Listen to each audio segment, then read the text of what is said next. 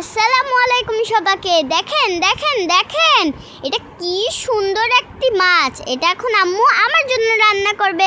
চলেন একবার দেখে নেওয়া যাক। প্রথমে আমাদের মাছগুলোকে ধুয়ে লেবু দিয়ে দিব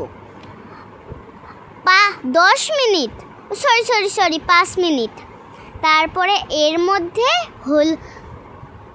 মরিচগুলা, হলুদ গুঁড়া, তারপরে লবণ দিয়ে মাখিয়ে নিয়েছে আম্মা।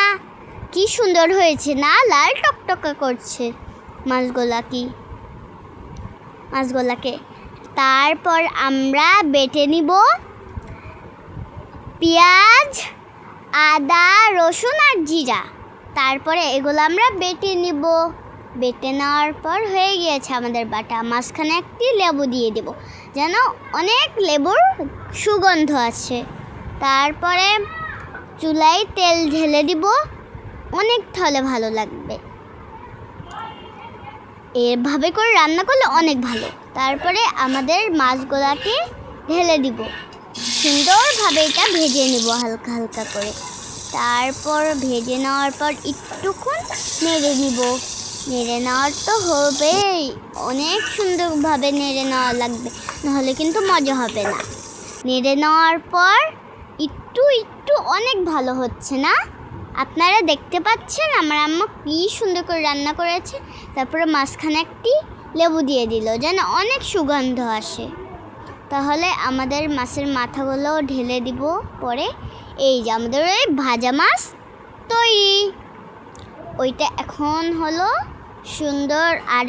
আরও মাথা আছে আমাদের, ওই মাথাগুলো ঢেলে দেব। এই যে মাথাগুলো আমাদের ঢেলে দেব। তারপরে মশলাগুলো হালকা নেড়ে কষিয়ে নিব।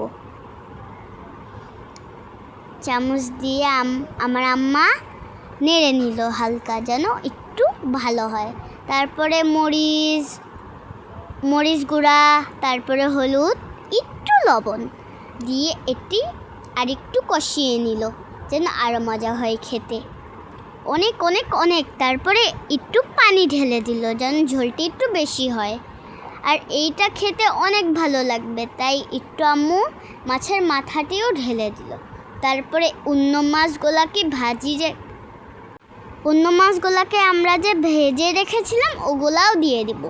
তারপরে এই সুন্দর সুন্দর গরম গরম সাথে খেতে অনেক ভালো লাগবে। আর একটু হওয়া লাগবে আমাদের মাছের তরকারিটি। তারপর একটু জিরা দিয়ে দিল, যেন আরও মজা হয় খেতে।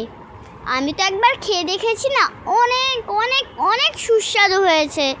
আমি তো খালি চাচ্ছিলামই আম্মার থেকে। এই যে তারপরে হালকা হালকা করে এটা ফুটে উঠছে, দেখছেন তো আপনারা আমার আম্মা কী সুন্দর করে রান্না করতে পারে।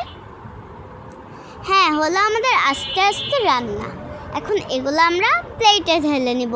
আর একটু অপেক্ষা করুন, আমাদের প্লেটে তো ঢেলে নিবই, অনেক তাহলে মজা হবে। এই যে এখন আমরা প্লেটেও ঢেলে নিলাম, তাহলে আমরা ভালো মতো খেতে পারবো। নাহলে আবার আমার আম্মা হাত দিয়ে তুলতে পারবে না, ওইটা চামচ দিয়ে আবার অনেক হয়ে যাবে। তাই আজকের মতনই টাটা, বাই বাই, আসসালামু আলাইকুম।